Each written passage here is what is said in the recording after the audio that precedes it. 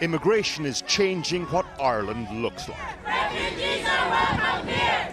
In a way and at a pace that some are objecting to. Scumbags, that's what you are, scumbags! During the Dublin riots in November, the issue exploded onto the streets literally. Last year, just over 13,000 asylum seekers arrived in the country, mainly through its airports. That's on top of over 100,000 Ukrainian refugees. Touch my flag, you. Stop touching that flag. Stop touching my flag. The backdrop, a housing crisis. It's also being weaponized by a network of anti-immigrant influencers online. You should feel the same way if you call yourself Irish, but you don't because you have no pride in your nation. Their mantra, less Céad Míle Fáilte, more Ireland is full.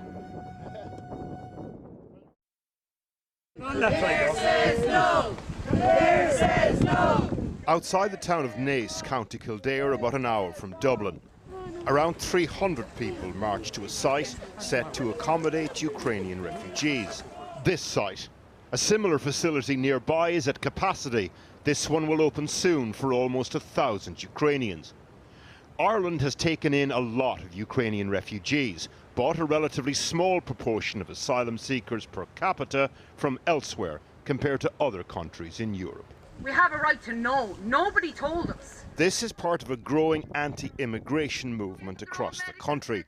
Last year, there were over 600 demonstrations like this around Ireland, double the number of the year before.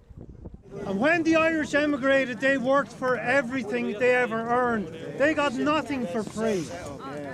These people coming here getting everything for free. Jessica McLaughlin is one of the organisers. They've been out in the snow, in the rain, in the hail. Says their main objection to the new arrivals is the strain they'll put on already stretched public services. In 90 days, we were told those 985 will be turned out to find their own accommodation. If they don't find it, the government will find it for them. Okay? There's thousands of homeless people already here that don't have homes. I live in the middle of a field in a mobile home because there's no home for me. A local committee was established last year and local councillors were informed. The people demonstrating, though, seem to have no faith at all in any democratic institution.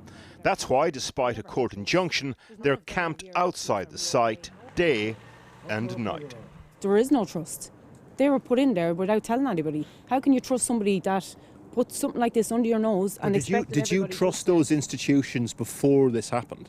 No, because this is happening all over the country.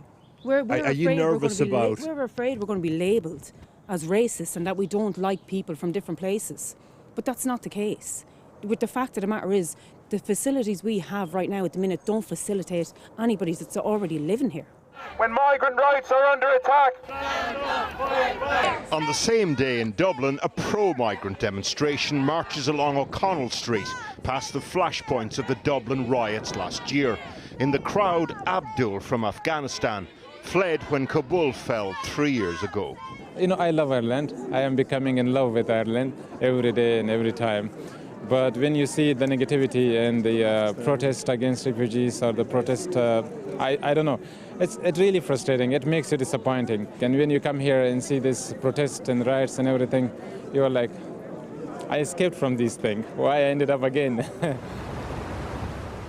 It's a long way to Tipperary and the town of Roscrea. This is Racket Hall, the town's last hotel. It was recently closed to the public in order to accommodate up to 160 asylum seekers. Keep walking! On the 15th of January, the first busload of 17 asylum seekers arrived. You're selling out your own people, you scumbags, that's what you are, scumbags! It included women and children who had to run the gauntlet of angry protesters. It got very ugly. Step pushing me up.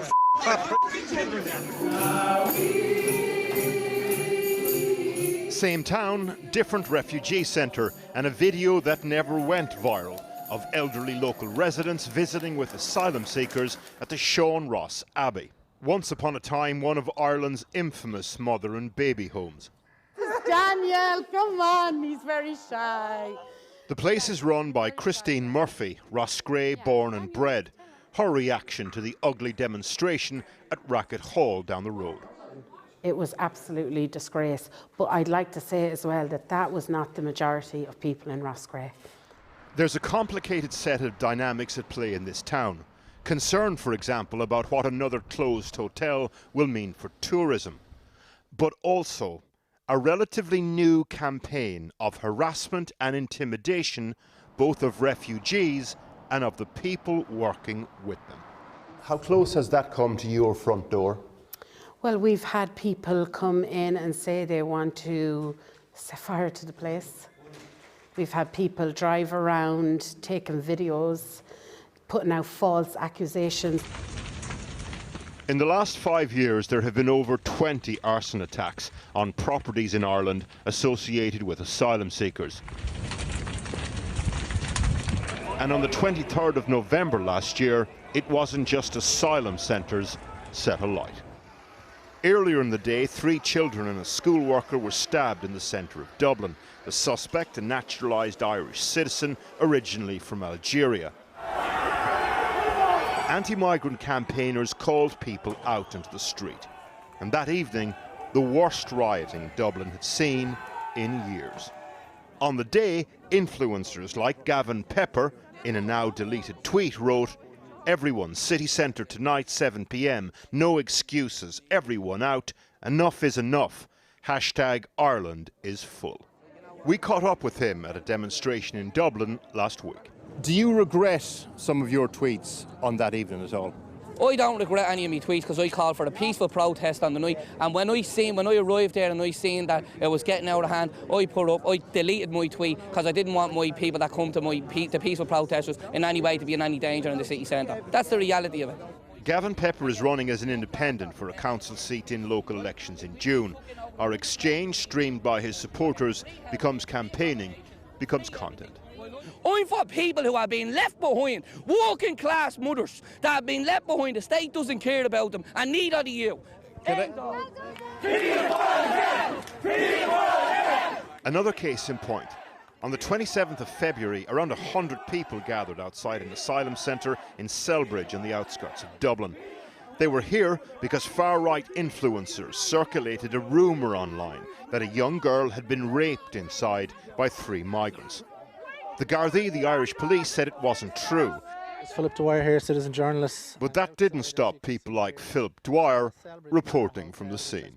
I reported on what was said on social media. That's what I reported. Circulated a rumour. I reported like you report on what was said. That's different, isn't it, though? You circulated a rumour. That was wrong. Do you know for a fact that a child wasn't raped in that premises? No, according to the Gardaí said that the child was attacked by someone known to the child, but that there was no sexual assault involved. So you now, know that's what the Gardaí said. Do you think the Gardaí are telling the truth on everything? Why did you circulate that rumour? What do you mean circulate a rumour? It was reported on social media. I didn't say whether it was true or untrue. I said it was reported on social media. I'm very careful with my words on social media, by the way. Dwyer does not like being described as far-right, but his core belief is this, that immigration is a global conspiracy to replace white Irish people. Just to be clear, your narrative is that there's a global The truth plan, is my narrative. There's a global plan to replace the Irish. Yeah.